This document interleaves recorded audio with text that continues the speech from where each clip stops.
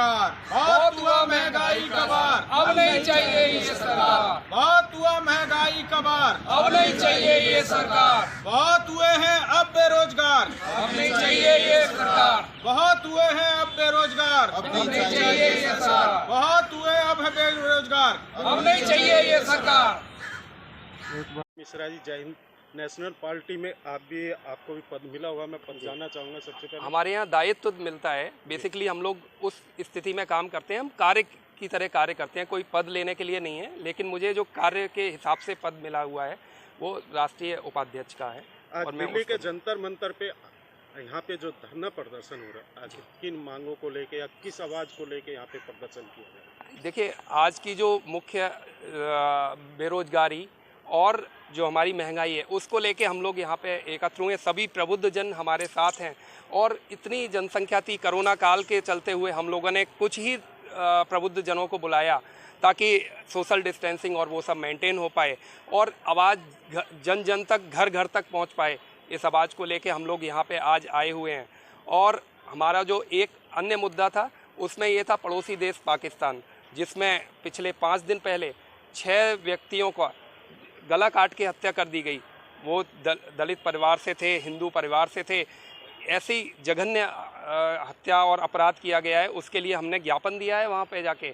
और हमने अन्य जगह तो जो हमारे देश की मुख्य समस्या है, हमारे साथ जितने भी युवा हैं वो लोग आज सरकार की तरफ एक निगाह लेके, एक आशा की तरफ से देख रहे हैं कि कैसे भी हमें कुछ हो, लेकिन वो इस पे कोई ध्यान नहीं दे रही है। जय हिंद नेशनल पार्टी प्रबुद्ध जनों की पार्टी है। हम लोग इंटेलेक्चुअल लोग हैं। जहाँ तक है हम लोग आप लोगों से ही, ऐसे ही लोग अगर सरकार में आके कुछ अपने एरिया में अपने विचार रखेंगे और यहाँ पे अच्छे कार्य करेंगे तो मुझे लगता है आने वाले टाइम में हम बहुत कुछ। क्या आपकी पार्टी ने अभी कोई ऐसे मैनिफेस्टो बनाए बेरोजगारी या महंगाई को लेके कि अगर आपकी पार्टी सत्ता में आती है उस पर कंट्रोल किया जाए और रोजगार भी दिए जाए? जी हाँ, हमारे यहाँ पूरा रोड प्लान है और आने वाले जो विधानसभा चुनाव है उत्तर प्रदेश, उसमें आप मैनिफेस्टो भी हम रिलीज करेंगे और चीज़ें हम एलोबरेट करेंगे, सब समझाएंगे। तो हमारे पास we are the party of execution. हम अपने आज तक जो पार्टियां देखी होंगी वो वादे करते हैं, हम लोग वादे नहीं करेंगे, हम लोग कार्य करके दिखाएंगे और उसी के अनुसार हम यहाँ जन जन तक, घर घर तक पहुँच रहे हैं। आज इतनी बड़ी संख्या में हम लोग घर घर तक पहुँच गए। डॉक्टर विवेक जी, अगर हम बात करें जिस तरह आपकी पार्टी दिल्ली के जंतर मंतर पे बेरोजगारी और महंगाई को लेके आज यहाँ पे धरना प्रदर्शन कर रही, तो इसके द्वारा आप किसको मैसेज देना चाह रहे हो और आगे की रणनीति क्या है आपकी पार्टी की? देखिए, वैसे तो बात की जाए कि कोरोना के बाद देश की अर्थव्यवस्था की बात हो या रोजगार की बात हो, कोरोना के बाद जिस तरह से उद्योग धंधे चौपट हुए हैं, एजुकेशनल इंस्टीट्यूशंस में काम करने वाले लोगों के रोजगार प्रभावित हुए हैं। इसके अलावा जितने भी सेक्टर अर्थव्यवस्था से जुड़े हुए हैं वो सभी प्रभावित हुए हैं। बहुत सारे लोगों की नौकरियां चली गई हैं और जिनकी नौकरियां नहीं गई हैं उनकी सैलरी कम हुई है। लेकिन ये देखने में आया है कि सरकार इतनी असंवेदनशील हो गई है कि लोगों के पास पैसा नहीं है, लोगों की सैलरी कम हो गई हैं, लोग सड़क पर आ गए हैं। उसके बावजूद भी आप देखिए, एक बहुत बड़ा मुद्दा है तेल के दाम किस तरह से आसमान छू रहे हैं और तेल के दाम अगर बढ़ेंगे तो हर चीज़ के दाम बढ़ेंगे। सरकार को संवेदनशील होना चाहिए, निष्ठावान होना चाहिए और लोकतांत्रिक व्यवस्था में अपने देश के लोगों की चिंता करनी चाहिए।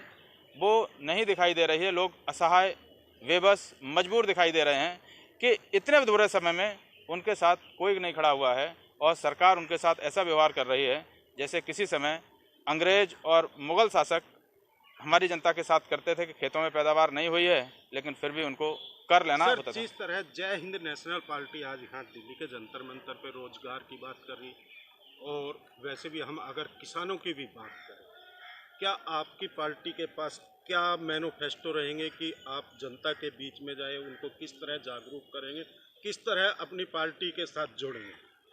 देखिए, हमारे पास रोजगार को लेकर के एक दृष्टि है, एक विज़न है, उसी को लेकर के हम आए हैं। हमारे साथ बड़े ही योग्य, संवेदनशील, निष्ठावान, प्रतिबद्ध, निष्पक्ष और निष्कलंक कार्य करने वाले लोग हैं जो इंडिया के टॉप इंस्टीट्यूशन में पढ़े हुए हैं, जिन्होंने कई वर्ष भारत की अर्थव्यवस्था पर और भारत के ज़मीनी स्तर पर अध्ययन किया है, चाहे वो एग्रीकल्चर सेक्टर हो, चाहे इकोनॉमी हो, चाहे सिक्योरिटी का मामला हो और डिफरेंट सेक्टर्स हों। भारत की जनसंख्या जितनी तेज़ी से बढ़ रही है, आने वाले समय में हमें रोजगार के और अधिक माध्यम और साधन उपलब्ध कराने होंगे। हमारे लिए, पार्टी के लिए इस पर विशिष्ट रूप से यह एक चिंता का विषय है। हमारी पार्टी के राष्ट्रीय अध्यक्ष डॉक्टर आशीष श्रीवास्तव जी, राष्ट्रीय उपाध्यक्ष डॉक्टर राजीव मिश्रा जी और पार्टी के हमारे अनेक कार्यकर्ता जो कि इतने इंटेलेक्चुअल हैं, वो इस विषय पर चिंता कर रहे हैं और इसीलिए आज जंतर मंतर के स्थल पर धरना स्थल पर अगर हम बैठे हुए हैं। रोजगार की बात करें, जो आज की डेट में जो सत्ता में जो पार्टी बैठी हुई है, उन्होंने भी रोजगार की बात की, दिल्ली सरकार की बात करें या केंद्र सरकार की, मगर आप देख रहे होंगे कि नहीं, जंतर मंतर पे कुछ ऐसे स्टूडेंट भी हैं जो मेडिकल या हर चीज़ से फिट होके, मगर उनको नहीं लिया जा रहा और आप भी उन्हीं मुद्दों को लेके जा रहे कि हम रोजगार निकालेंगे। बिल्कुल आप सही, आखिर किस पे जनता विश्वास करे, किस पे नौजवान विश्वास करे? बिल्कुल आप सही। इसके पीछे सबसे बड़ा कारण है कि सत्ता में बैठे हुए जो लोग हैं, सत्ता में चाहे विभिन्न मंत्रालय, चाहे केंद्र सरकार की बात की जाए, राज्य सरकार की बात की जाए, उन लोगों के साथ दो चीज़ें हैं कि एक तो वो अयोग्य हैं, दूसरा संवेदनशील नहीं है। आप देखते हैं कि जंतर मंतर के दूसरे छोर पर ऐसे युवा नारे लगा रहे हैं जिनके सिलेक्शन हो गए हैं और उनको नियुक्ति नहीं दी गई है। ऐसा क्यों है? ऐसा इसलिए है क्योंकि वो उनको अपने बच्चों की तरह कंसीडर नहीं कर रहे हैं। उन्होंने अपने बच्चों को तो बड़े बड़े पदों में बिठा रखा है, वो भी किसी माँ बाप के बेटे हैं। सरकार में बैठे हुए लोगों को ये चिंता करनी चाहिए कि वो भी किसी माँ बाप के बेटे हैं और उनको भी रोजगार मिलना चाहिए। इसके लिए संवेदनशीलता नहीं है, सरकार के पास लोगों की योग्यता नहीं है और दृष्टि नहीं है कि भाई नए क्या कार्यक्रम होने चाहिए, नए क्या कार्य योजनाएं होनी चाहिए, क्या इनोवेशन लाना चाहिए और किस तरह से सरकार को काम करना चाहिए कि आने वाली समय में जो भारत की एक बहुत बड़ी युवा आबादी देश के सामने चुनौती बनकर खड़ी होने वाली है, उसको हम रोजगार कैसे दे पाएंगे। ये हमारे लिए चिंता का विषय है।